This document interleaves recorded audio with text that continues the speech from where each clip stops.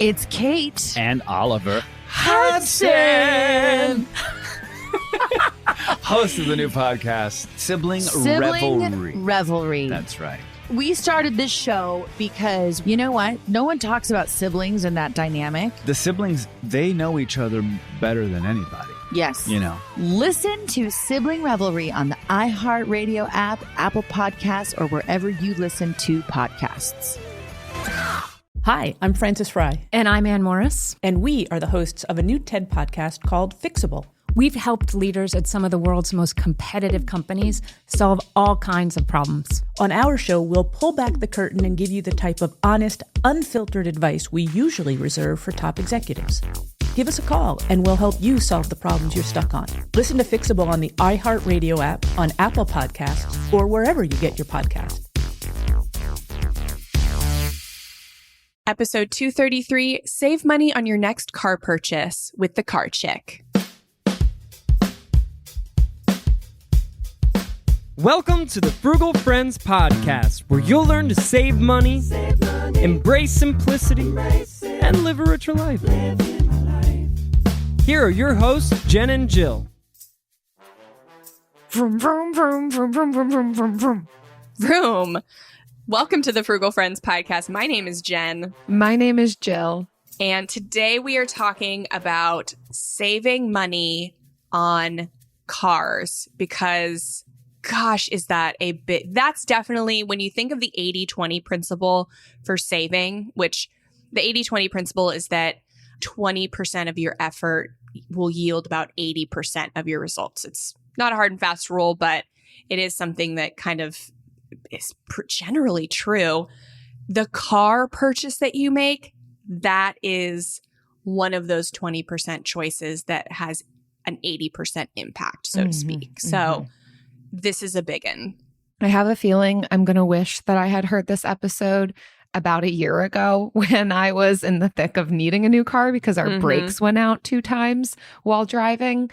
And it was desperation, desperate times, desperate measures.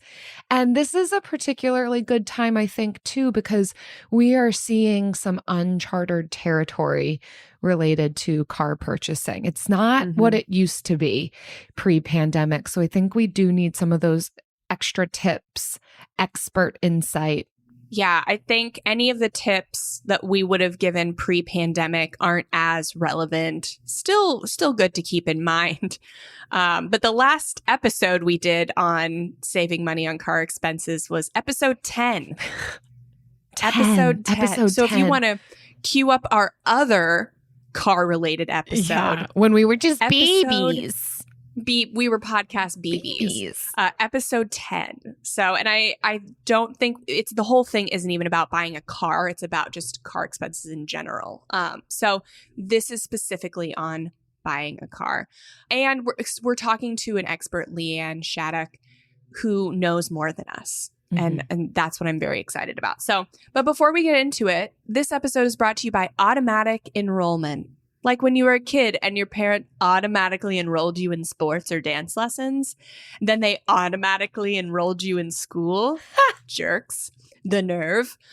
Then you get into the workplace and your employer automatically enrolls you in the retirement plan. Yep, that's a thing. It's a great thing, though. They're not jerks for doing that. So if you don't know about it, though, and you leave that job and you forget about that money, that stinks. So you should probably check to see if you have had that happen and if it has happened to you like it has happened to thousands of other people.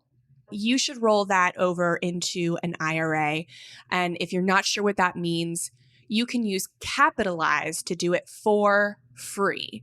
So head to frugalfriendspodcast.com/capitalize to get control of that money that belongs to you and get it in an account you control, and Capitalize will help you for free. So frugalfriendspodcast.com/capitalize. Yes, do it. Yes. So let's get into our interview with LeeAnn Shattuck. She's an automotive expert, entrepreneur, and award-winning author, speaker, radio, television host. She is the total package and a race car driver. So she's known around the world as the car chick. She owns a unique car buying service that helps women and smart men get a great deal on a new or used car without the hassle and frustrations that come with traditional car shopping.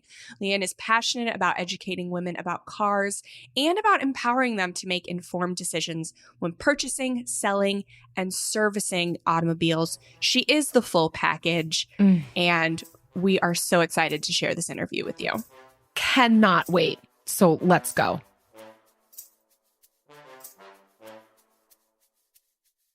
LeeAnn, welcome to the Frugal Friends podcast. We are very, very, very excited to have you on the show.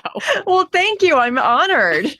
That's an understatement. I know we say excitement every time we have a guest, but I think we just keep getting better and better guests on. So we just keep moving up the ranks, and having you here feels like the pinnacle. I don't know if we'll ever top it. So thank you for coming on. I feel pressure. Like this is as much for me as it is for the listeners. I want to learn. She did not say that to the last guest. So, well, see, now I'm going to go back and listen and make sure that's true.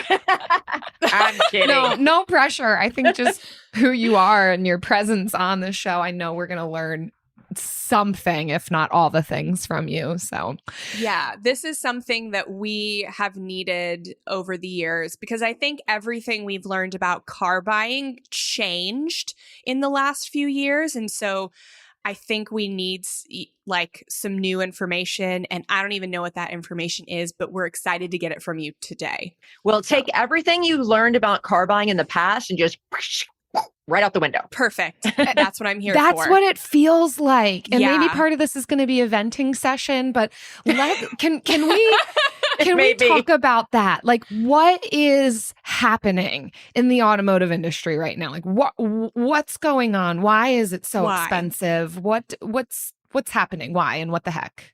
There are no cars. That sums up everything that's happening in the automotive industry right now and why everything is so crazy. There are no cars. New car production is a fraction of what it normally is because of all the supply chain issues. And leading that supply chain problem is, of course, the computer chips. Who thought we would ever say the phrase, we can't build cars because there aren't enough computer chips in the world? But it's crazy. The average car today has more computers in it than the space shuttle did. So it's really scary. Your car is basically a roving computer. And with all the technology that we have come to expect in our vehicles, between all of the driver safety aids with all their sensors and their radars, the Apple CarPlay, Android Auto, just what they're even calling now the infotainment system. We used to call that the dashboard with the radio and we turn the knobs. Now it's this whole computer screen, and it can interact. It becomes an extension of your phone. It's crazy how many computer chips are in the car, and the computer is making all these incredible decisions about how the car is running, the mixture of gas to air, how the brakes work. It's a lot smarter than most drivers, actually. But as a result, it needs so many computer chips, and we just don't have them. So literally, to get a new car in most cases right now, you're talking at least 3 to 4 months, in some cases 6 to 8. And for some vehicles that are really hot, electric vehicles, a lot of your plug-in hybrids, you're talking probably 2 years. The new Ford Lightning electric pickup truck, if you take the number of orders that Ford has for them and the number of cars they're actually producing every month and do the math, 5-year wait list. Wow. 5 years. Now, hopefully that will change. Ford is one of the manufacturers that broke ground on one of their own computer chip plants. Their GM and Ford and Chrysler are all going to start to build their own computer chip plants. So we're not at the mercy of the manufacturers that are primarily in China. But it takes years to build those plants. It is not an easy thing to expand the production capabilities of. So we're going to be in this for probably another good 2 years. At least. Wow, that's good to know. Pandemic related? Like 100%. The slowdown? 100%, because when everybody went into lockdown, the car manufacturers shut down production to try and be safe. And the consumer electronics industry blew up because all of a sudden now we all need these electronic devices so we can get on Zoom and work and go to school and, keep ourselves from going insane. And the electronics industry has a lot more flexibility and a lot more purchasing power. So they took over a lot of the computer chips that the car manufacturer said, oh, can you please pause our order? We're shut down for now. And so there's no loyalty. So all those went to the cell phones, computers, tablets, game consoles, and the car manufacturers couldn't get that back. But just the increase in demand overall for things that have computer chips in them has gone through the roof because of the pandemic and the lockdowns. And that's not going to change because there are computer chips in everything. I just had to buy new appliances for my kitchen because our fridge went out 4th of July weekend, of course. And convenient. Right. And they're like, oh, the fridge has Wi-Fi capabilities. And so I'm like, why does my refrigerator need Wi-Fi capabilities? What is it? What is it doing? Is it watching YouTube, because it gets bored? It's crazy. Sofas. Welcome to the future. Sofas have computer chips in the arms because they have wireless charging pads. Because heaven forbid, should you get up and walk across the room to charge your cell phone? Oh, no. Yeah. You can lay it on the arm of the sofa and it charges. Which is cool. Which is cool. We've done this to ourselves. We have. Yeah. This is 100% self-inflicted, total first world problems. But the demand for computer chips is never going down. It's going up exponentially, and the supply just cannot keep up. And the automotive industry is just scrapping for every little chip that they can get. Hence, there are no new cars. If you drive by a car lot, there's almost nothing new on their lot. Nothing. Yeah. So this has obviously put us in a unique situation where new cars and used cars are at a similar price now, where you used to be able to save a lot on a used car. So when does it make sense to buy a new car, or when does it still make sense to buy used? It's really become a matter of how quickly do you need a vehicle? And that's why the price of used cars has gone through the roof. And you're right. In many cases, the price of the used one is higher than the MSRP or the window sticker price of the new one, depending on demand. A great example of that is the new Ford Broncos. They just came out a couple of years ago. They're super popular, very retro cool. And Ford is a good 2 years behind on fulfilling those orders. So you can actually pay I've seen people pay $20,000 over MSRP for a used one. Now, that's a really dumb financial decision, in my opinion. That's just dumb. But for some people that have the money, and money's not an issue, if they want what they want, okay, that's fine. But it's kind of crazy. So with my clients, the first question I'm asking is, do you really need a car right now? Do you really? Can you wait a couple of years? And if not, then we look at, well, depending on what model we're looking at, can you afford to wait several months to get a new one? And we can get that one hopefully at a decent price. Some manufacturers, some dealers are charging thousands over sticker for the new ones. Some are not being jerks. I'm just going to say it like it is. And you have to find the ones that aren't being jerks. But a lot of people don't have that luxury. Their car, they were in an accident, their car was totaled, or something has changed in their life and they can't wait that long. And so we're forced to buy used. And, just know that we're overpaying for it, but it is what it is. And, I've just kind of thrown the whole MSRP concept out the window. And I'm just looking at, okay, what is going to give us the best bang for our buck, knowing that we're spending a lot more bucks than we ideally should. But it is what it is. This is where we are, and we just have to adapt and live with it. I think that's helpful to recognize we're not in 2019 anymore. And while we might remember what life was like there, we most likely will never find ourselves back there. I mean, and that's across the board. That's with housing. That's with materials. My husband and I are in the midst of a renovation on our house. And every single time we go to the store, he's like, this used to be 30 cents. Now it's $13. This used to be.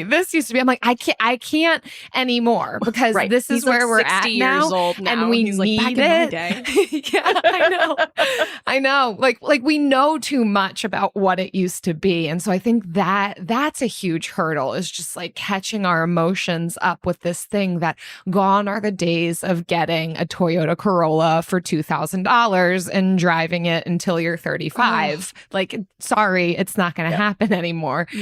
And two, I appreciate how you're saying that we're all in different circumstances. Like it'd be great to do best case scenario of just wait it out, be patient, find the best deal. But I mentioned in our intro, my husband and I, we only have one vehicle. That was actually like a goal of mine. So I'm so pleased for that. But the one vehicle that we had, the brakes rusted out on it. And we were, and then they stopped working 2 times. Like it happened one time and he got us to safety in like the parking lot of a Publix, made some like minor fixes, and then they went out on us again. And that's one of those situations that you're talking about. Like, how badly do you need a new car? Like very badly, because we're putting ourselves and other people in danger and we only have one vehicle. And like that pressure cooker situation of how do we make the best decision here? And what we used to know is out the window. Like gone are the days of buying used. And so, but I'd love to hear your perspective on what you would recommend for people who do need to buy a car right now, whether it's as intensive as a situation as we were in or not. But what would you say is the best way then to shop for, whether it's a new or used or certified pre-owned? If you're going to a dealer, like what should we know given our current circumstances? How do we do this best? Sure. The most important thing to know right now is that inventory moves fast. When I mean fast, a car can get traded in at 10 a.m. and it, hasn't even gone into the shop for service and reconditioning. The dealer has barely even evaluated whether they're going to keep that car for their lot. And someone walks in and goes, "Is that for sale?" And it can sell by noon, just sight unseen. So inventory is moving quickly. So be aware that if you're shopping around online, which I recommend you do, and you may have to shop far and wide, you may have to shop outside of your immediate area, because gone are the days where there are, 6, 7 dealers in your area that all have, the similar cars and you can just pick whichever one you want. It is the Hunger Games out there. So literally, when they, go up onto the platforms and there's a cornucopia with the limited resources and the whistle goes off and everybody rushes to that cornucopia to try and get the food and the weapons. That's exactly what it's like in the automotive industry right now. So if you see a vehicle online, whether it's on, a site like AutoTrader or Cars.com, or if you go to the dealer's website and even see the car listed on the dealer's website, that does not mean that car is actually there. You have to pick up the phone, find out if it's still available. And if you want to go look at that car, you need to go now, because it might not be there at 5 o'clock. It might not be there tomorrow. It definitely will not be there on Monday if you're looking on Friday. So you have to move quickly. And unfortunately, that goes against everything that I believe in terms of making a good car buying decision, because I preach that it's a process, not an event, and you should take your time and you should get a pre-purchase inspection on any used car. But the dealers will not hold the cars. And so it's just moving too fast, and you just have to make the best decision that you can with the information that's available, and know that it's a bigger risk than it probably should be if we were able to actually go through the nice step-by-step process that I like to go through.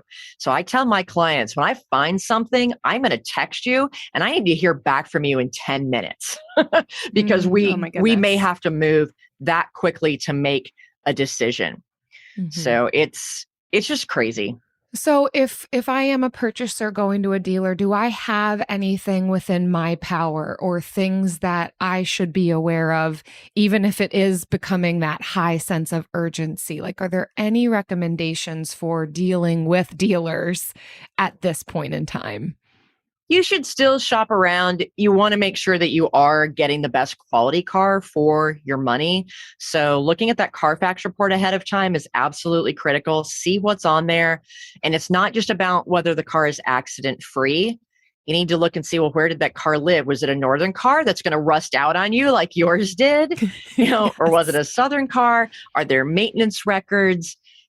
Do as much of your homework on paper. Now, that doesn't necessarily mean that it's going to be a good car, but ask the dealer, can I take this to a mechanic to have a pre-purchase inspection? The worst thing they can say is no, but a lot of them will still say, yeah, sure.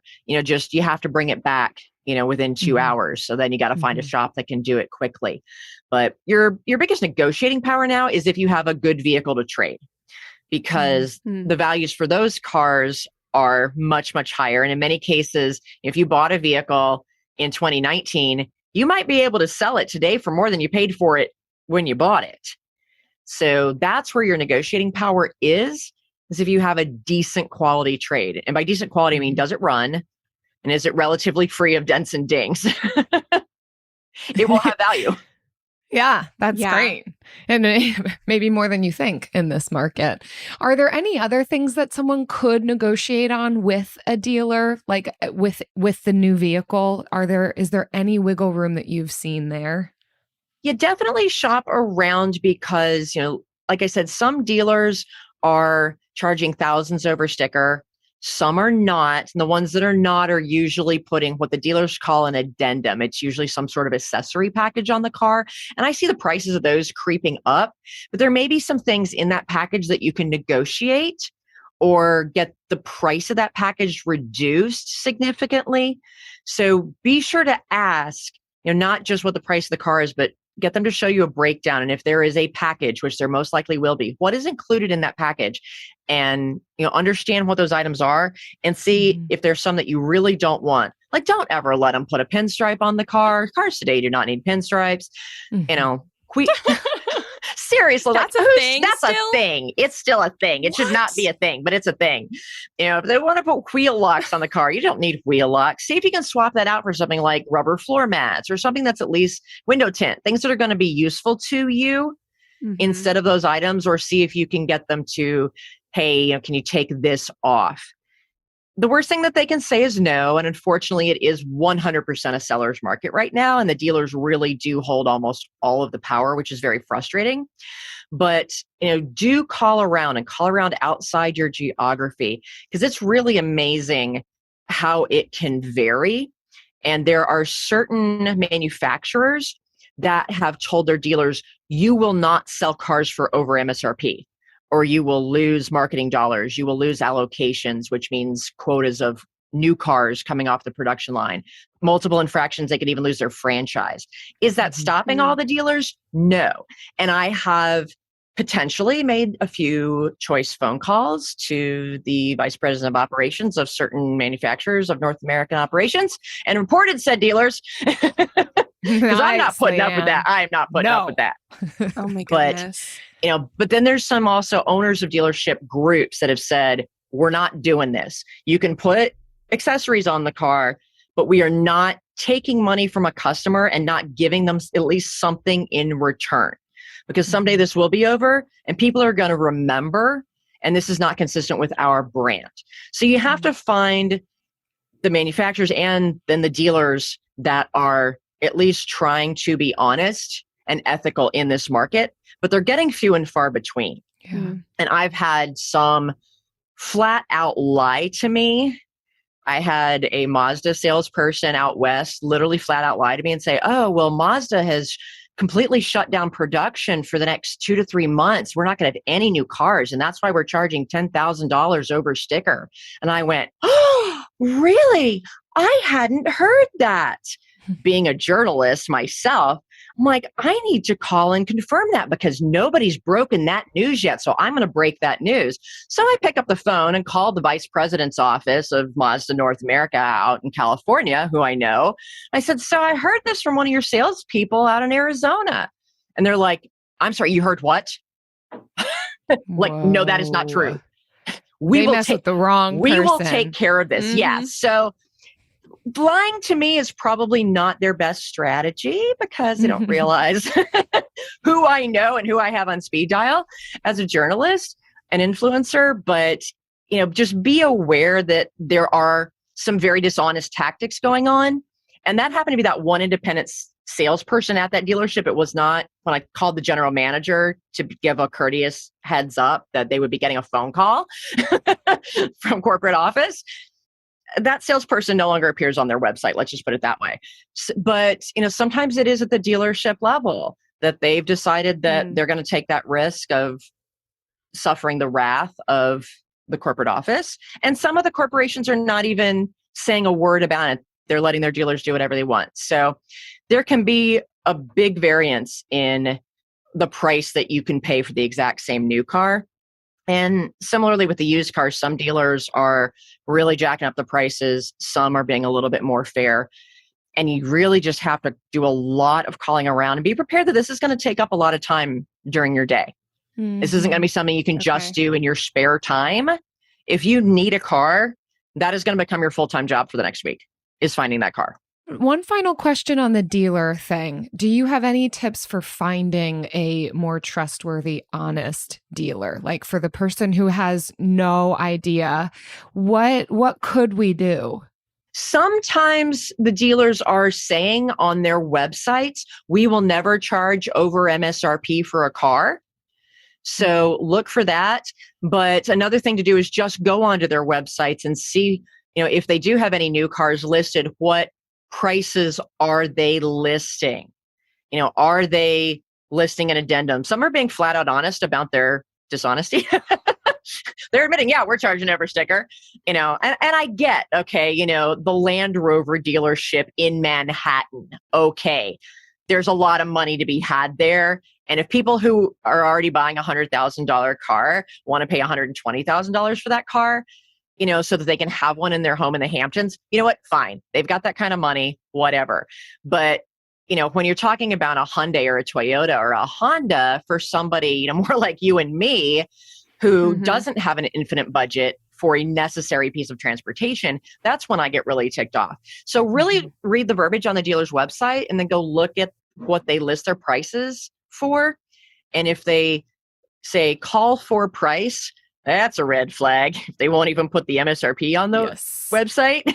But sometimes you just have to call. And I have to call. If it's a dealer that I don't know, I call and be like, all right, what are you guys doing on pricing? I call the managers. What are y'all doing on pricing? Let's just be honest with each other. What are y'all doing on pricing? And then some of them tell me, and I laugh and I say, thank you for your time. Click. And I move on to the next dealer. But even I'm having to call 20 to 30 dealers instead of 4 or 5 to find cars. And sometimes going over the state line helps. Okay. And can you look at like Kelley Blue Book at like MSRP and compare it to what the dealer is offering to make sure they're charging MSRP? Or is that still, you're just going to have to call?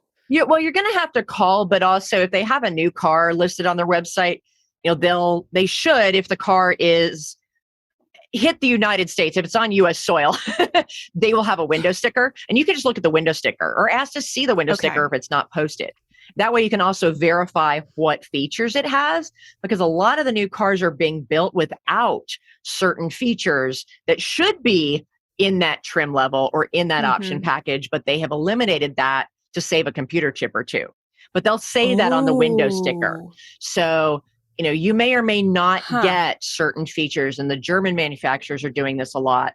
But they're trying to eliminate features that are not really mission critical. But, you might not get the fancy stereo, but you'll still get the blind spot monitoring because that's more important. So they're having to make those decisions. So you should look at that window sticker anyway to verify what's actually on the car versus what you think is supposed to be on the car. And that'll tell you what the MSRP is, and then you can compare it. But a lot of the dealers really are being honest when you ask them what their pricing is. They'll tell you it's MSRP plus whatever. AI might be the most important new computer technology ever. It's storming every industry, and literally billions of dollars are being invested. So buckle up. The problem is that AI needs a lot of speed and processing power. So how do you compete without costs spiraling out of control? It's time to upgrade to the next generation of the cloud, Oracle Cloud Infrastructure, or OCI. OCI is a single platform for your infrastructure, database, application development, and AI needs. OCI has 4 to 8 times the bandwidth of other clouds, offers one consistent price instead of variable regional pricing. And of course, nobody does data better than Oracle. So now you can train your AI models at twice the speed and less than half the cost of other clouds. If you want to do more and spend less, like Uber, 8x8, and Databricks Mosaic, take a free test drive of OCI at oracle.com/strategic. That's oracle.com/strategic. oracle.com/strategic. Discover the heartwarming and hilarious world of sibling connections on Sibling Revelry with Kate Hudson and Oliver Hudson. You might be asking yourself, what is sibling revelry? Yeah, well, we just made it up. They'll have some laughs and maybe inspire some people along the way with universal tales of what it's like to grow up with brothers and sisters. We're full-blood siblings, the only full-blood sibling. In our family. Well, not in the world. I mean... No, in the whole world. That's just it. Like, no one... Dive into family tales and explore the human mind with guests like Joel and Benji Madden. And it's fun because we've decided to open it up, to really like all kinds of different siblings. And it's going to be an awesome season. It's more than a podcast. It's a celebration of the ties that bind us. Listen to Sibling Revelry with Kate Hudson and Oliver Hudson on the iHeartRadio app, Apple Podcasts, or wherever you get your podcasts. Okay. Yeah, let's go back to the addendum stuff, because the last time I bought a car, it was 16 grand and I walked out of there spending 18 grand. So like there's a couple grand in there. What are like the top things in there that you see the most success with negotiating, or could right now see the most success with negotiating down? What are the things that people maybe should be looking for? Like I said, look at what makes up that addendum package. And a lot of the times, if it's something useful, sometimes they're putting ceramic window tint on the windows. That's actually a really good thing because it keeps the inside of your car from getting super duper hot, and it's really high quality. That might be worth it for keeping. Rubber floor mats, those might be useful to you. But if it's something like the ELO GPS, or sometimes they'll put, the parts of the car with these little tiny dots that if your car gets stolen and sent to a chop shop, the police can use to rematch up the body parts or find your car. I mean, honestly, unless you live in a really high car theft area like LA or Chicago or New York, those things really aren't worth it. And they're certainly not worth the money that they charge. If the car has not yet arrived and they haven't put those things on the car yet, that's when you may have the power to say, hey, can we not do this? This is not valuable to me. Perhaps there's something else. Maybe instead of paying for that, I can get an extended warranty or something that's going to be useful, a prepaid maintenance package. If they won't take that off because they want to make the money, see if they are willing to swap it out for something that is more useful to you. But they may be willing to even come down on the price. For example, I did buy that Mazda from a different Mazda dealership in another part of Arizona for a client in Utah. And I said, hey, we really don't want these things in the package. She's like, tell you what, we're not going to charge you for the package. We won't put these things on the car. We'll just put, the window tint and the rubber mats that you want. And then we won't put the addendum on the car for you. So right there, we saved $3,000. Wow. So that was worth it. Now, That's part great. of it, they did that because it was me. But I also just asked. A lot of people don't know to ask. Never hurts to ask. The worst they can say is no.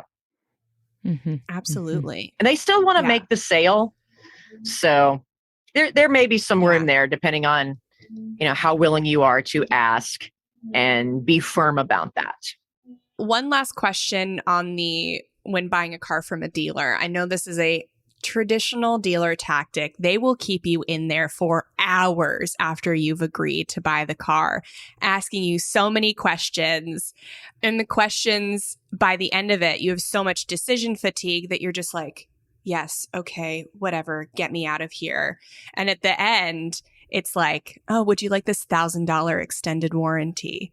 Talk to us about that process, how to overcome it, or just the extended warranty. Because I feel like that's what the purpose of the whole wait is just to like make you sweat so that you just say yes to adding on more things till the grand finale is this extended warranty.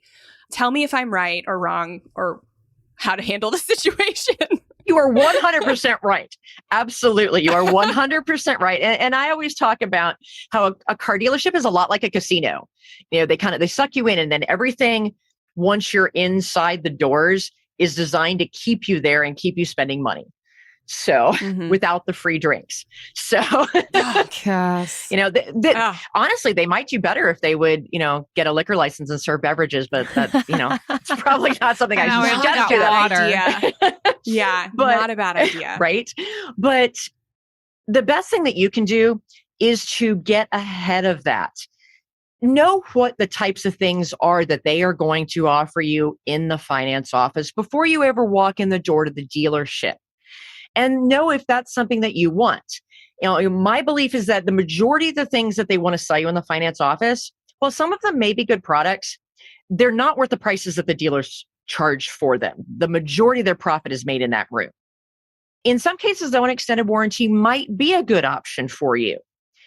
Discuss that with the salesperson ahead of time, which you should be doing through the phone in your pajamas from the comfort of your own home before you ever go into the dealership. If you decide you want the car, lock in that car with a deposit if they will take one as you work out the details. But you should know ahead of time, do you want an extended warranty? Is it worth it to you? And how much are you willing to pay for that? A lot of the times the dealers can take a significant amount of money off of the price of that. Let them know, hey, if I can get this extended warranty at dealer cost or employee pricing, then I would be willing to do it. Or know that an extended warranty is not something that you necessarily need. And I normally don't care for extended warranties because I know how they work and how they're kind of insurance against something happening. So you're definitely paying a few $1,000s now in the hopes that if something breaks down the line that it would cover, that repair would be more than what you paid for the warranty, making the warranty worth it. That rarely is the case. Occasionally it will be, but you're better off self-insuring and buying a car that's known for its reliability ahead of time. The problem is, as I said, cars are more computers now than they are mechanics practically. So a lot of times it's those features that are unreliable. Like the engine works fine. It's all the sensors and the computers and all the electronics that cause problems, and you can't mitigate that. You can't change the oil in the infotainment system and hope that it keeps working like you can with the engine. So for some people, they may feel that peace of mind is worth it to them. But as the cars have gotten more complicated, obviously the price of those extended warranties has also gone up because the extended warranty companies are not going to lose money either. So what I find is that for some brands, they're worth it. Like a Hyundai and a Kia, they give you 5 years, 60,000 miles, full warranty, and a 10-year, 100,000 mile on the powertrain, which means your engine and your transmission. And they sell what's called a wrap warranty that wraps that full coverage out to the full 10-100. If you can get that for less than $2,000 and you plan to keep the car for 10 years, that may be worth it to you. I tend to recommend those to my clients that I know keep cars forever. That can be worth it because it gives you full factory coverage out for 10 years or 100,000 miles, whichever comes first. And if you can get that at employee pricing, it's worth it to a lot of people. Do I want to pay $3,000 for an extended warranty on a Toyota? No, they still work for the most part.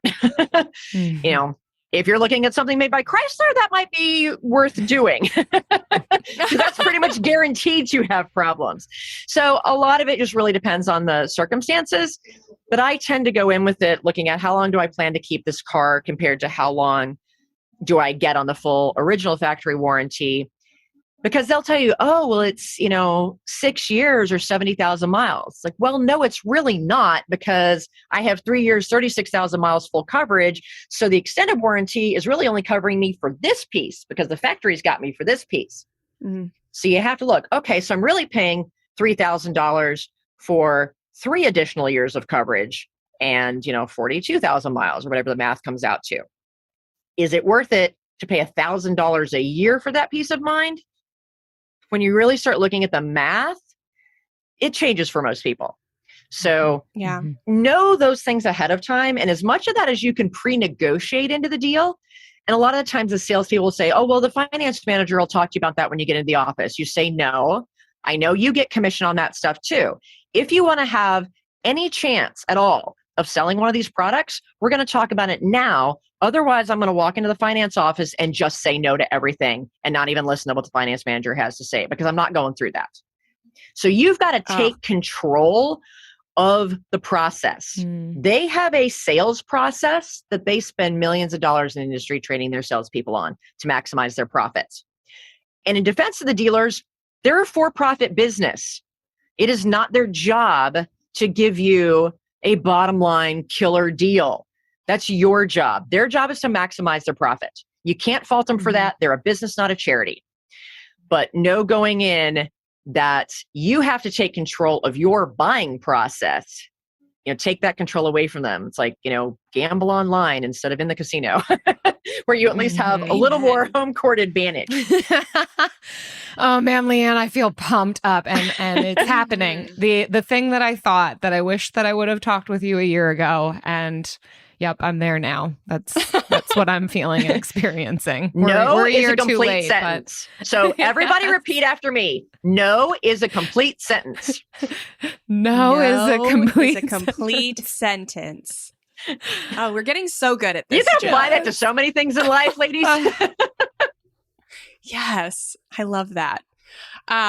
Okay, so last question for you. You can save a lot of money by buying outside of a dealership private party sale, but it is a little dicier. So if somebody is wanting to buy outside of a dealership, how can you avoid a scam? How can you avoid getting scammed? Well, first of all is know how to identify the scams that are out there. Facebook Marketplace has really become the number one go-to site for most cars. And I was even surprised because I don't normally help people sell cars privately, but I have this one client here in Charlotte who's an old friend, and he pays me a lot of money to handle anything related to his car, so I'll do it. And we're actually selling a $120,000 high performance Tesla, and I have it listed on Auto Trader, and I have it even tested on this only used Tesla website, and yet I'm getting most of the leads from Facebook Marketplace. Granted, half of them are scammers, but so even the high end cars, which really surprised me, people are looking on Marketplace. Now, sometimes you get a lot of people sending you low ball offers, or it's like, hey, I'll trade you this Tesla for, trading Bitcoins for you. And there's just like a whole bunch of BS. It's almost hilarious. You just have to laugh. But when you're shopping for the car and you're looking at the listings, one of the number one things that scammers do is they price the car well below market value. And so you need to look at, okay, that price looks too good to be true. Go on something like Auto Trader and look for similar cars and see what the market value really is. Because if it's too good to be true, it is. And the scammers will also tell you to communicate. They'll say, oh, I'm selling it for my sister, or, they'll give you some sob story and like email to this Gmail address. So if anyone asks you to communicate with them outside of Facebook, they are 99% of the time, that's a scammer. So always communicate within the platform until you establish a relationship to where you can say, hey, can we set up a time to talk on the phone? I have a bunch of questions about the car, because that gives you a chance to actually speak to a human, make sure you are speaking to a legitimate seller, and feel each other out. Because as a genuine, legitimate seller, they're nervous too, because they're getting calls from scammers. They're getting calls from dealers. They want to know that you're a legitimate buyer. So this is a chance to have, actual human interaction and ask a lot of questions about the car. Know that people do not typically do things to recondition their own cars for resale the way dealers do. They don't have to have it pass state inspection in order to sell it the way a dealer does in a state that requires annual inspections. But they're also much more likely to negotiate, and they're more likely to let you, hey, can I meet up with you at a mechanic shop for a pre-purchase inspection? Or can I send the Lemon Squad out to take a look at it? I really want to get a pre-purchase inspection. And they're going to be much more likely to be amenable to that, even in this current market.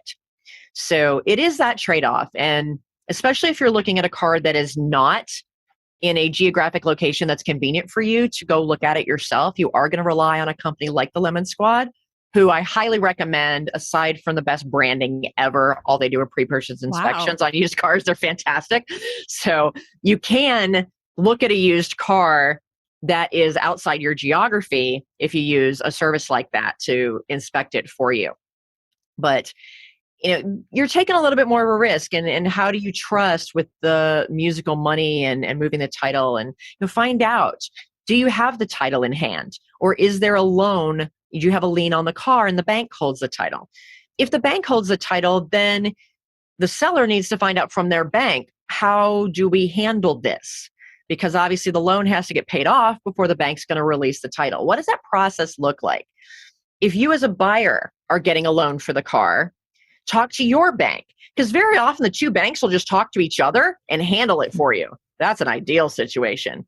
But sometimes you have to have a little bit of trust, and you can pay off the loan directly with the seller's bank. And then they send the seller the title, and then the seller has to sign the title over to you. And there is a certain amount of trust that has to happen. And that's just about then developing a relationship with that seller to where you trust each other. Mm-hmm. But it's definitely a little bit riskier, but there can be a lot of benefits. And I have never come across a situation where the seller was dishonest. They're either a scammer, or they're a person just like you and me trying to get a little bit more money for their car and are just as scared about the process as you are.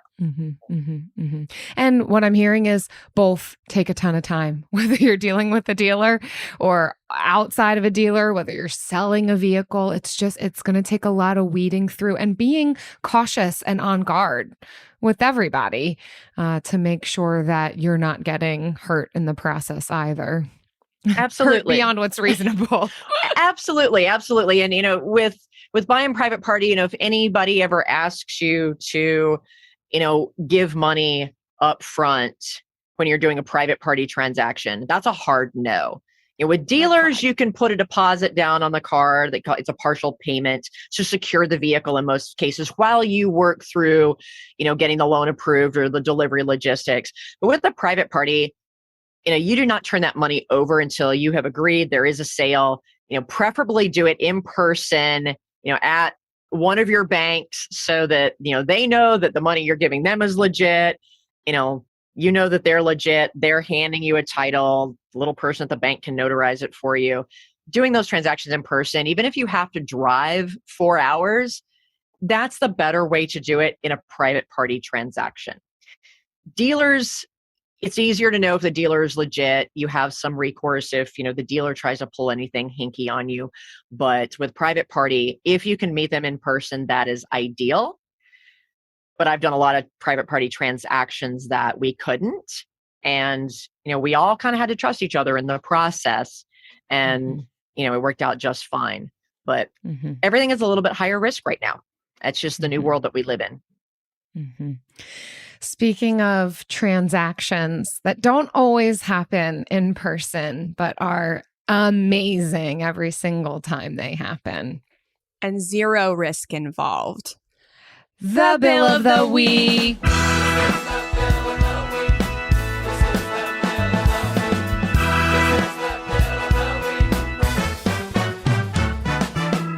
That's right. It's time for the best minute of your entire week. Maybe a baby was born and his name is William. Maybe you paid off your mortgage. Maybe your car died and you're happy to not have to pay that bill anymore. Duck bills, Buffalo Bills, Bill Clinton. This is the Bill of the Week. LeeAnn, every week we invite our listeners or our guests to share with us their bill for the week. And we know you have one for us. We'd love to hear about it. I do. And it's probably something you guys aren't going to expect. So I grew up a figure skater. That was my thing. Me too. Oh my God, really? Oh my gosh. Yeah. I started skating when I was like 3 years old and, skated up until basically I went to college. But then I got back into it as an adult, here in Charlotte of all places. And as an adult skater, there was this older gentleman at the rink named Bill Sewing. Bill started skating at the age of 72. And he skated into his mid to late 80s when he finally passed away. And he was so amazing. And he did it because he'd had a stroke. And the coordination of the skating, even just the stroking around, helped him rehabilitate. And he found he loved it. And he was just the most loving. He was like the rink grandpa. And he was our biggest cheerleader and always a source of positive energy. You know, you could always get a hug from him, and he would be your biggest cheerleader, whether you were having a great day because you just landed this new jump you've been working so hard on, or if you were having a horrible day and you just wanted to throw your skates in the garbage. Bill was there for you, and we loved him so much. And he participated in all the shows. He competed. He was just an amazing, amazing man. And we all loved him with all of our hearts. And so, you know, when he finally passed, you know, we were all very, very sad. And his picture was up in the rink and everything. But, you know, he will always be, you know, the Bill that will always have a place in my heart, because he was just such an inspirational and loving person. And courageous. Well, now he's in my heart too. Oh, I remember we had like a few like older gentlemen at the rinks that I would skate at. Like, I never knew why they skated as adult. I never like asked them, but like, yeah, they were like the rink grandpas, like so sweet, like, and miraculously not creepy.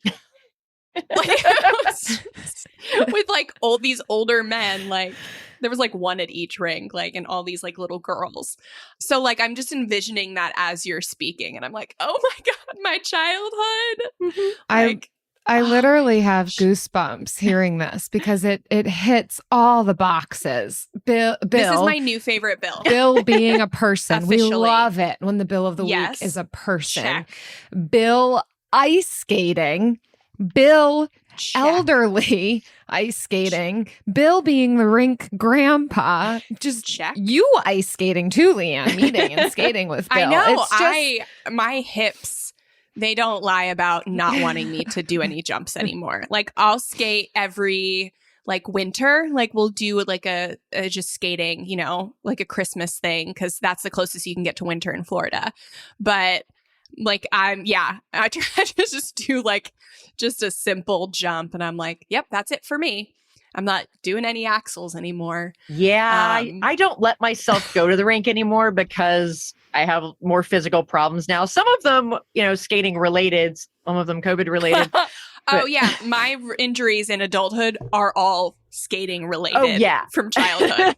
Absolutely. And so I know that my body is not physically able to skate anymore. The problem is my brain still thinks that it is, because I still have skating dreams. I don't know if you still have skating dreams, but I still have skating dreams. And in my dreams, I can still do triple jumps. And so I know I would get out there and I would want to jump. And the reality of my 50-year-old abused body, I would end up in the ER, and I have no insurance. So that would just be a bad idea. So I can't trust myself to even go to the rink anymore. Oh, yeah. Oh, yeah. We will expound on this off air, but well, I mean, if you all listening want to submit your Bill of the week, if it has to do with a Bill rink grandpa or anything else, again, sky's the limit. Visit frugalfriendspodcast.com/Bill. Leave us your bill. Discover the heartwarming and hilarious world of sibling connections on Sibling Revelry with Kate Hudson and Oliver Hudson. You might be asking yourself, what is sibling revelry? Yeah, well, we just made it up. They'll have some laughs and maybe inspire some people along the way with universal tales of what it's like to grow up with brothers and sisters. We're full-blood siblings, the only full-blood sibling. In our family. Well, not in the world. I mean, no, in the whole world. That's just it. Like, no one. Dive into family tales and explore the human mind with guests like Joel and Benji Madden. And it's fun because we've decided to open it up, you know, to really like all kinds of different siblings. And it's going to be an awesome season. It's more than a podcast. It's a celebration of the ties that bind us. Listen to Sibling Revelry with Kate Hudson and Oliver Hudson on the iHeartRadio app, Apple Podcasts, or wherever you get your podcasts. From the studio who brought you the #1 podcast, The Piketon Massacre, this is Murder 101. A group of high school students started a project to research a string of unsolved murders. Those murders happened in the mid-1980s. He's out there doing stuff. He just didn't stop. Everything that the students predicted through their profile turned out to be accurate. Redhead killer profile. Male, Caucasian, 5'9" to 6'2", 180 to 270 pounds. Unstable home, absent father and a domineering mother. Right-handed, IQ above 100, most likely heterosexual. There is no profile of this killer except for the ones the students created. Just because some of these women no longer have people to speak for them does not mean that they deserve to not be spoken for. What if this guy's still alive? Like, what if he comes after us? I said, are you going to kill me? And he said, yes. Listen to Murder 101 on the iHeartRadio app, Apple Podcasts, or wherever you get your podcasts. And now it's time for the lightning round. Oh, I'm just getting ahead of myself. Oh, I'm so excited. Yeah. Okay. So for this week's lightning round, we're each going to share you can share your best or worst car buying story. Just like your best, most entertaining car buying story. And LeeAnn, you can share yours or a client's, and we want you to go first so that we can feel inferior following you. No, actually, what I'm going to share, because I think this is something a lot of people can relate to, will be my very first car buying story. So I was able to get my first car when I was 16, and we had a very conservative budget for this car, and it had to be a manual transmission because that's what I learned how to drive on. My father's philosophy was anything else is just aiming. You have to actually learn how to drive, and so I of course wanted something awesome, right? Like any 16-year-old wants, and then there was what my mother wanted me to have, which was like a Ford Escort wagon. My dad was always a little more on my side. So we found in the newspaper, back when there were paper newspapers and they actually had classified ads in them, it was a 10-year-old at the time. So it was like this was in 1988. So it was like a 1978 Audi Fox. Because of course I also wanted a luxury car. And it was really a Volkswagen. Let's just not even kid ourselves to what this thing was. And so we bought it from a private party, and this thing was, this is your classic story of buying a lemon, right? So the first thing about it is that it didn't have any power steering. So I built this great upper body strength, just getting it in and out of the parking spaces. It's like, you're right? Just jacked. It's like, what's your workout regimen? I drive my car. Driving. Parallel parking my car. But it had a feature that I've never seen in any other car. If you had less than a third of a tank of gas and you made a left-hand turn, all of the gas would flow away from the fuel pump and the car would stall out. So when I started getting low on gas, I had to make a lot of right-hand turns to the gas station. Oh my goodness. So I've never seen that feature on a car before. Unfortunately, it also had a massive radiator leak. And so I was driving home from the mall with one of my girlfriends, senior year in high school, like 2 days before Christmas. And we were on this more rural road, because this was Wisconsin and a rural road was not far from our house. And it overheated despite the fact that it was like minus 20 degrees. The car overheated on the side of the road and died. So this was before cell phones, of course. This is the end of 1988. And we saw this farmhouse, not too far away. And so Lisa and I bundled up and went up to the door of this farmhouse, just praying that a serial killer did not answer the door, right? Yeah, the bar's so low. Door opens.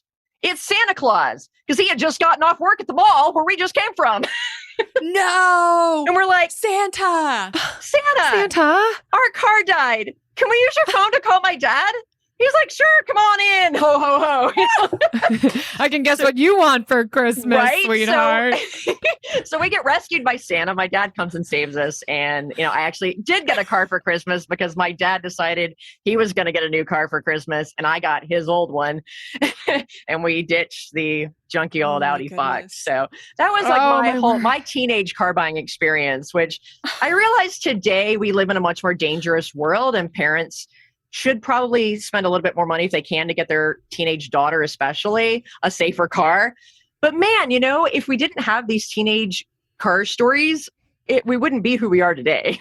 It's so true. And I can't get over how your car wasn't an ambi-turner. Like, I can't make left turns in my car. That's just, I need to go right always. I'm not an ambi-turner. How amazing, so LeeAnn. Thanks for sharing that. What are you about you guys? Oh, Jill, I want to hear yours. Yours is good. You guys, I am realizing as I'm just going through the Rolodex of experiences, I have just a lot of car experiences, phenomenal car experiences, but I get we're talking about buying. So I'll zero it into this. And here we go. I'm about to vent. I recognize that there is a cult following for Subaru. People love it. I do not understand. Don't give us a 1-star review. I fell. You know what? I don't even care about that because here's where it is, and you can't take my experience away from me or change my opinion. The thing about Subaru cult followers is that they will follow Subaru to the end of the world and back, but they're not actually good vehicles. I don't know, LeeAnn, you can tell me if I'm wrong, but my experience proves this out like over and over and over again. And then you talk to a Subaru person and they're like, oh yeah, that's just normal. Yeah, the head gaskets always go. Yeah, this and that. So it's like, okay, so you just still really love them. I'm getting all fired up because here's what happened. We got a friggin' Subaru Forester used, private seller, Facebook Marketplace, honestly, probably Craigslist at the time, because we're going way back into the archives. I don't even know if Facebook existed yet, but Craigslist did. And we bought it off of somebody for a decent price. Wasn't super stoked about it because Subaru Foresters, the year that we got it like the whole window thing, it was super loud. Like they thought it was cool to have a frameless window, but all it ended up doing is like sounding like a tin can on the road. 2 weeks later, the head gaskets go and other things with the engine, like the whole thing, the whole engine needed to be replaced 2 weeks later. Now, I got to give it to the person who sold it to us. I don't actually think that they were trying to like pull one over on us. I think Subaru just did what Subaru does. And so but we told the person, because we were broke, like, what the heck are we going to do? We just bought this car two weeks ago. No warranty, obviously. We got it off of Craigslist. And the guy was nice and helpful. He's like, you know what? I do buy and sell a lot of cars. I can probably get you a new engine. I think we still had to drop $1,000. Now, here's where it moves over into me being like losing my brain. This is not going to look good on me. Pay $1,000, get a new engine. A few months later, the car dies again because I had forgotten to get an oil change. Just, straight up. Didn't do it. Never crossed my mind. Didn't schedule it. Didn't put it into my calendar. And the car was just shot at that point. So we had that Subaru Forester for, I don't know, half a year and spent a crazy, insane amount of money for what a piece it was. And never, ever, ever, ever again. And ever since then, I keep hearing these stories from people who have Subarus, particularly the Forester, all the issues with it. Hopefully they've improved. I don't know. I'm never going back. Never, ever again. Once you have a bad experience with a brand, it's very hard to overcome that feeling. I will tell you that, yes, Subaru had a head gasket problem for a number of years because some genius thought that a single layer head gasket would be sufficient on a boxer engine. It's just ridiculous. And finally, someone figured out that that was a dumb idea, and they went to a triple layer head gasket, and they've never had a problem again. So if you have an older Subaru that was in those years that was infamous for the head gasket problem, here's the solution. Go to your Subaru mechanic and have them swap out that stupid old single layer head gasket for the triple layer head gasket that they use today. Problem solved. Subarus are great cars now. All cars have more reliability issues today because of all the electronics. But once Subaru figured that out, no more head gasket problems. It's ridiculous that it took that long for them to figure out that a single layer head gasket just would not cut it. When did they figure it out? Like what year? I'm trying to remember exactly. But the Subarus, within the last 10 years have really been, very solid with, certain exceptions here and there, but pretty much every manufacturer has certain years where there are problems. Hyundai put bad engines in a lot of their Sonatas, around 2016, 2015. They've got a class action lawsuit that just got resolved over that.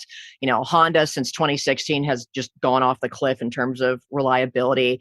Chrysler's always been there. There's certain year Volvos that just like spontaneously combust when you're driving down the road. Every manufacturer has their issues and from year to year.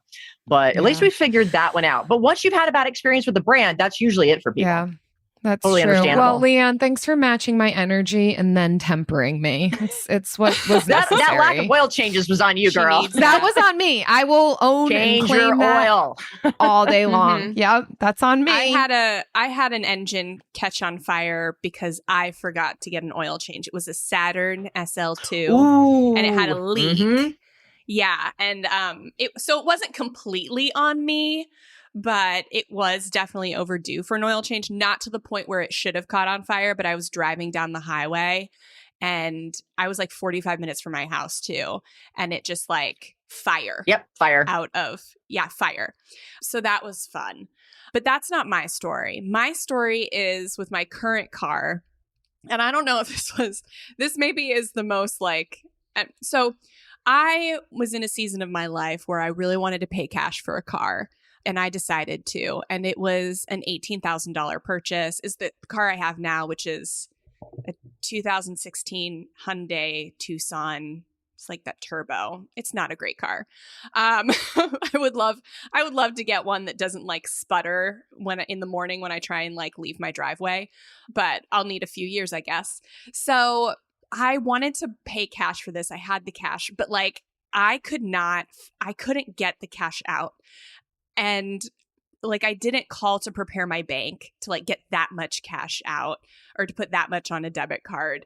And it was just the process of actually paying for the car took longer than like what it would be for me to go through financing.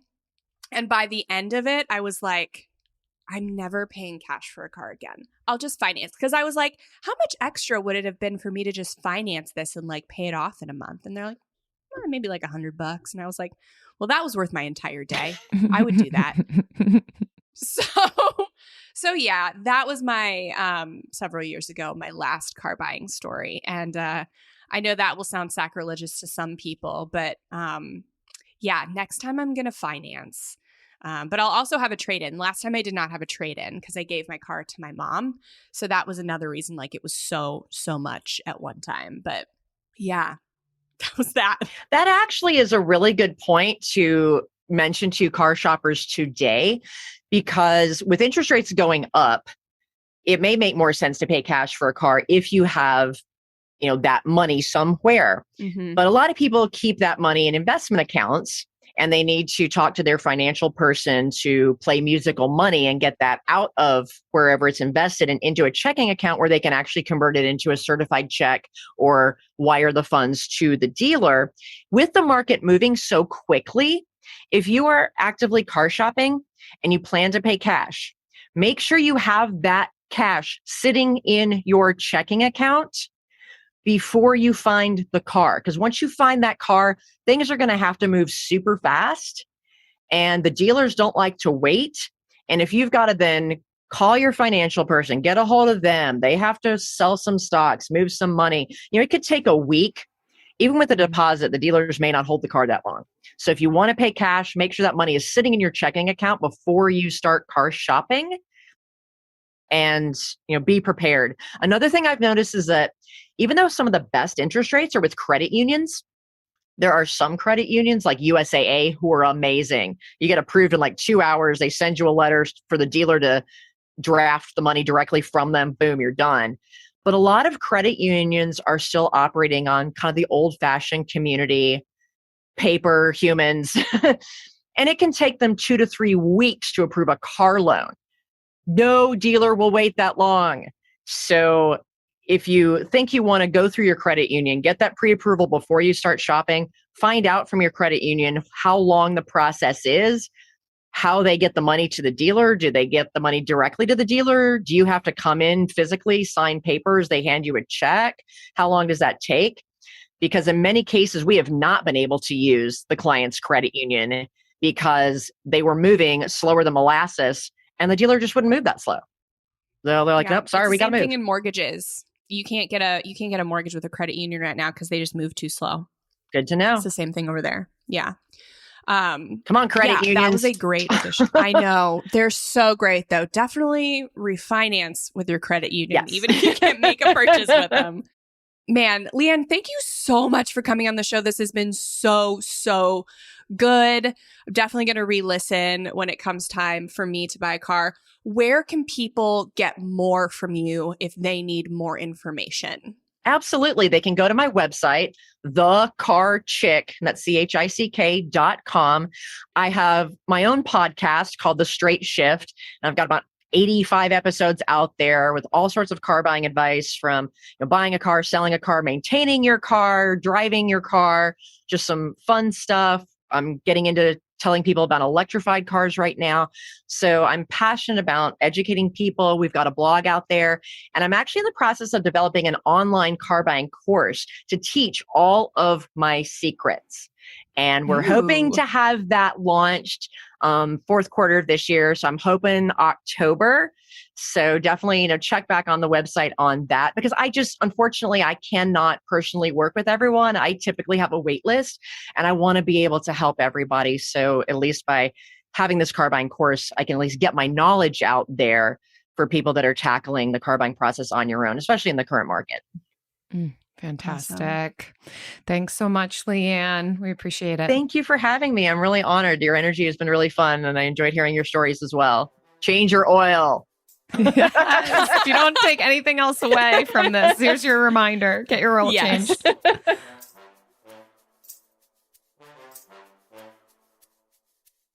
That was everything I thought it would be and more.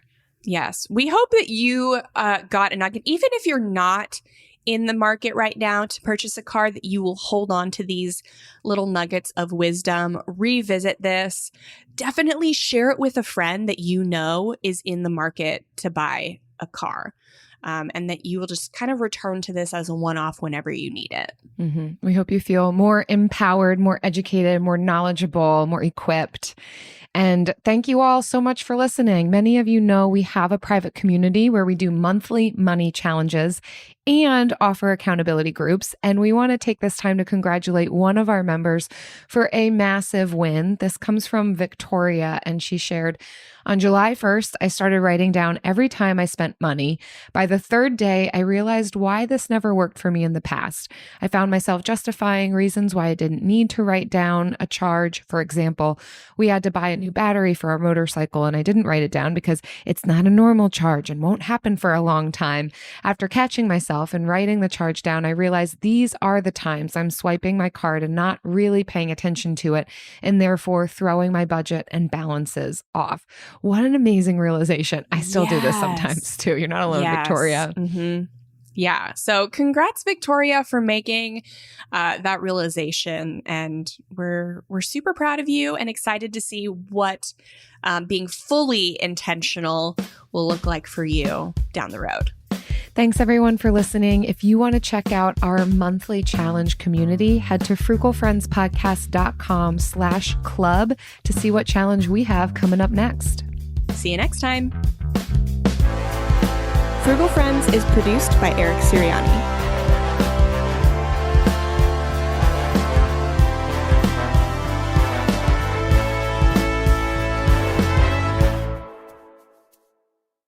Discover the heartwarming and hilarious world of sibling connections on Sibling Revelry with Kate Hudson and Oliver Hudson. Dive into family tales, explore the human mind, and laugh with guests like Joel and Benji Madden. It's more than a podcast, it's a celebration of the ties that bind us. And it's fun because we've decided to open it up to really like all kinds of different siblings. And it's going to be an awesome season. Listen to Sibling Revelry with Kate Hudson and Oliver Hudson on the iHeartRadio app, Apple Podcasts, or wherever you get your podcasts. Hi, I'm Frances Fry. And I'm Ann Morris. And we are the hosts of a new TED podcast called Fixable. We've helped leaders at some of the world's most competitive companies solve all kinds of problems. On our show, we'll pull back the curtain and give you the type of honest, unfiltered advice we usually reserve for top executives. Give us a call and we'll help you solve the problems you're stuck on. Listen to Fixable on the iHeartRadio app, on Apple Podcasts, or wherever you get your podcasts.